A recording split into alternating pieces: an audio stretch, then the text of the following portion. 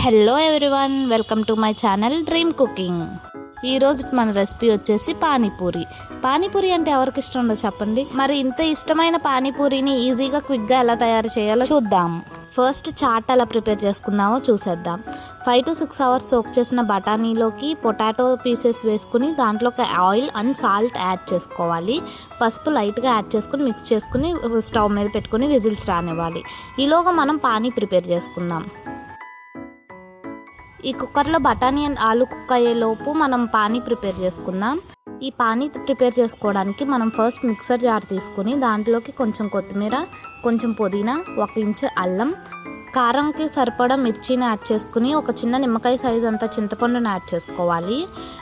చింతపండు యాడ్ చేయడం వల్ల కొంచెం ఫ్లేవర్ పులుపుగా వస్తుంది అనమాట, అది బాగుంటుంది.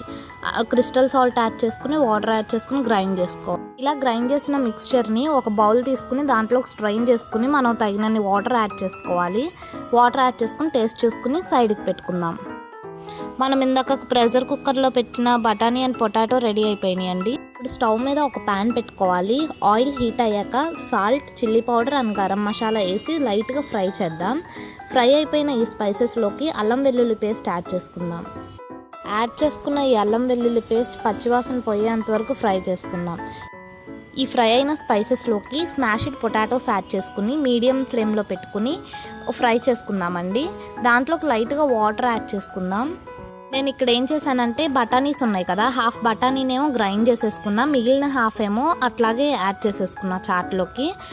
మనకు చాట్ కన్సిస్టెన్సీ ఈ స్టేజ్లో ఉన్నప్పుడు మనం సాల్ట్ అడ్జస్ట్ చేసుకుందామండి. అడ్జస్ట్ అయ్యాక కొత్తిమీరతో గార్నిష్ చేసుకుని సర్వ్ చేసుకుందాం. మనం చాట్ చేసే స్టార్టింగ్లో స్పైసెస్ యాడ్ చేసాం కదా, దాంట్లోనే చాట్ మసాలా కూడా యాడ్ చేసుకోండి. ఇప్పుడైతే పూరీస్ని ఎలా ఫ్రై చేసుకోవాలో చూద్దాం. నేనైతే ఇక్కడ రెడీమేడ్ పూరీస్ని యాడ్ చేశానండి. మనకి ఏ సూపర్ మార్కెట్లో అయినా ఇవి అవైలబుల్లో ఉంది. చూసారుగా ఎంత ఈజీ అండ్ క్విక్గా పానీపూరిని ఇంట్లోనే ప్రిపేర్ చేసుకోవచ్చు. స్కూల్ నుంచి రాగానే పిల్లలు ఏదో ఒక స్నాక్స్ కావాలని అడుగుతారు కదండి. ఆ టైంలో మనం పానీపూరి పెట్టామంటే వాళ్ళు ఇష్టంగా తింటారు అండ్ కొంచెం సర్ప్రైజింగ్గా కూడా ఫీల్ అవుతారు.